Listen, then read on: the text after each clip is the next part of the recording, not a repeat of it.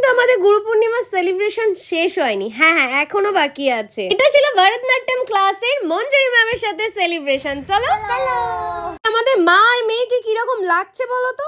হ্যাঁ, কমেন্টে কিন্তু জানিও কিরকম আমাদের লাগছে। চলে এসেছি ডান্স ক্লাসে, আর এখানে দেখি তখনও এরা রেডি হচ্ছে। ডান্সার বাচ্চাদের মানে সে যতই বয়স হোক তাকে রেডি করতে তার মায়েদের কোনো চাপই হয় না। দেখো কি সুন্দর রেডি হয়ে যাচ্ছে। আর এদিকে ম্যামও এসে গেছে, ম্যামকে আগে বরণ করে নেওয়া হলো, তারপরে বাচ্চাদের নাচ দেখা হলো।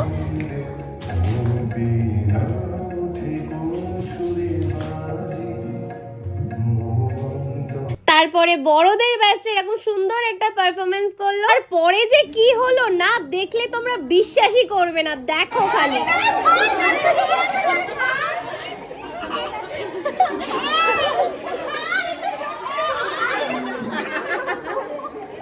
শোন না, এটা ধরে কেউ ঝুলে পড়িস না কিন্তু। এটা ধরে কেউ ঝুলিস না। বাচ্চারা যে ম্যামকে কতটা ভালোবাসে ওটা না দেখলে তোমরা কেউ বিশ্বাসই করবে না, সবাই ম্যামকে পড়াবে। অর্থ এবং তাৎপর্য অনেক অসীম, যেটা তোমাদেরকে আমি শেখাবো, বোঝাবো। এখন তোমাদের সেই বয়স হয়নি, আস্তে আস্তে আমার সাথে থাকতে থাকতে সেই জায়গাটা তোমার বুঝবে। এই গুরু কথার তাৎপর্যটা সাংঘাতিক, মানে গুরু পূর্ণিমার মতন একটা দিনে মানে এটা পালিত হতো না। তাই তোমাদের কাছে আমি কারোর কাছে দিদি, কারোর কাছে গুরু, কারোর কাছে টিচার, অনেক কিছু। বাট আমি একজন নিজেকে মনে করি আমি একজন শিক্ষার্থী।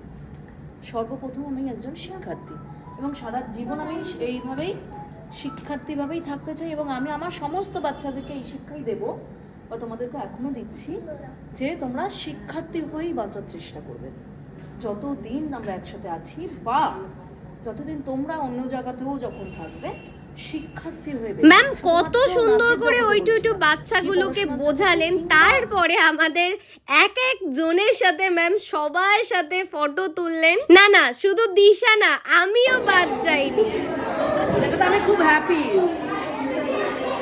ক্লাস শেষের পরে যেটা আমরা সব সময় করে থাকি, একটা গোল টেবিল দিতে থাকি। এখানে এদের চলছিল ঝালমুড়ি পার্টি, কিন্তু আমি দূর থেকেই পার্টিটাকে এনজয় করলাম। তারপরে চলে আসলাম বাড়ি। চলো দেখা হচ্ছে নেক্সট কোনো ভিডিওতে। এখন টাটা।